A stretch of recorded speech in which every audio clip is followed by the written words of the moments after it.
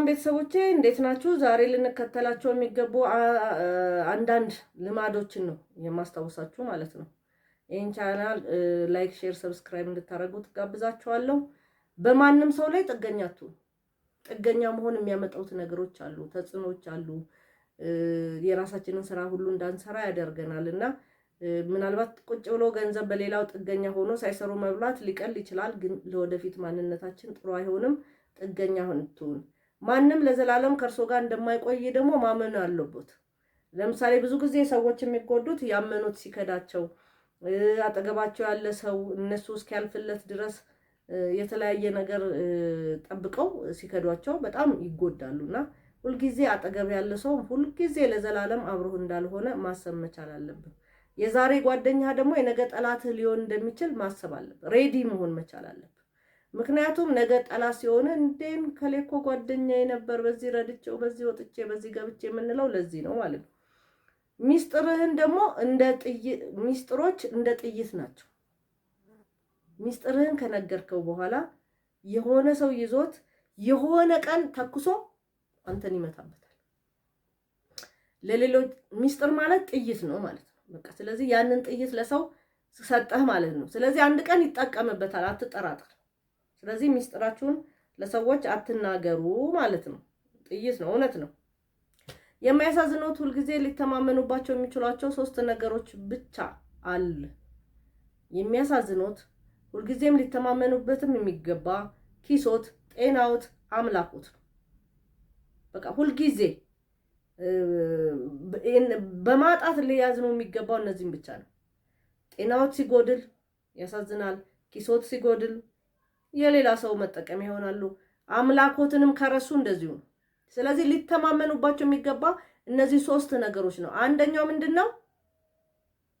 ኪሶት፣ ሁለተኛ ጤናዎት፣ ሶስተኛ አምላክ። ወይም ዘ ሪቨርስ የመጀመሪያው አምላክ ነው። አምላኩን የረሳ ሰው አንድ ተረት አለ። ታሞ የተነሳ አምላኩን ረሳ ይባላል። ታሞ ሲድን ማን እንዳዳነው እንኳን ረሳው ማለት ነው። ስለዚህ የመጀመሪያው አምላክ ነው፣ ሁለተኛ ጤናችን ነው፣ ሶስተኛ ኪሳችን ነው። ምናልባት ጤናችን በኪሳችንም ሊመጣ ይችላል፣ ግን በእግዚአብሔር ነው በአብዛኛው እየተጠበቀ ያለው። ጤና የሚጠበቀው በእግዚአብሔር ነው፣ በማንም አይደለም። ወደዳችሁም ጠላችሁም ሐኪምም ቢሆን የተሰጠው እንትን ስለሆነ ማለት ነው።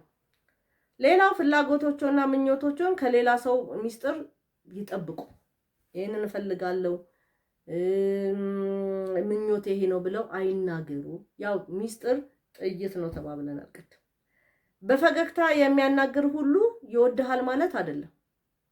ደስ ብሎት አንተን በኋላ ምናልባት ሲያቅፍም ያው እንደ ይሁዳ ሊሆን ይችላል። ውድ የተወዳጅ ወይም ጓደኛ ብለው የሚጠሩት ሁሉ በእውነት ስለ እርሶ አሁን በፊቶ ያለውትን ውዴ፣ ተወዳጄ፣ ወዳጄ እንዳሎት ላይሆን ይችላል። ስለዚህ ጠንቀቁ። ራስን መንከባከብ አስፈላጊ ነው። አይምሮና ልብን የደስታ ምንጭ አድርጎ መቀጠል ጥሩ ነው ማለት ነው። ጥበበኛ ሰዎች ቀድሞ ስለሚሞቱ ትንሽ እብድ በመሆን ህይወታቸውን ይደሰታሉ። ይሄ ምን ማለት ነው? ጥበበኛ ሰዎች ያችን ያለቻቸውን ላይፍ በደንብ ምናልባት በሌላ ሰው ዘንድ እብድ ሊያሰኝ ይችላል። ራሱ ብቻውን ሲጠጣ፣ ለራሱ በደንብ ነገር ሲያደርግ፣ ራሱን በደንብ ሲጠብቅ ምናልባት ይሄ እብድ ነው ብለው ሊሉ ይችላሉ ነው። ግን ያው የመሞቻውን ጊዜም ስለሚያቅ ጊዜውን በአግባብ ይጠቀማል ማለት ነው። ትንንሽ የትርፍ ጊዜ ማሳለፊያዎች እና ፍላጎቶችን ያስወግዱ። ምንም እንኳን ለማግኘት ቀላል ቢሆንም እለት ስራችንን ትተን ወደ መዝናናት፣ ወደ ትርፍ ሰዓታችንን ወደ ማጥፋት እንዳንሄድ ማለት ነው። ለራስ ድጋፍ አትፈልግ ወይም ደግሞ ክራንች አትፈልግ። ራስን ችለ ራስ መቆም መቻል አለብህ ማለት ነው።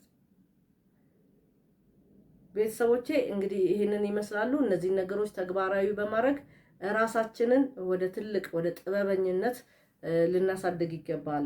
ይሄንን ፕሮግራም ላይክ፣ ሼር፣ ሰብስክራይብ እንድታደርጉት እጋብዛችኋለሁ። ቤተሰቦቼ መልካም ጊዜ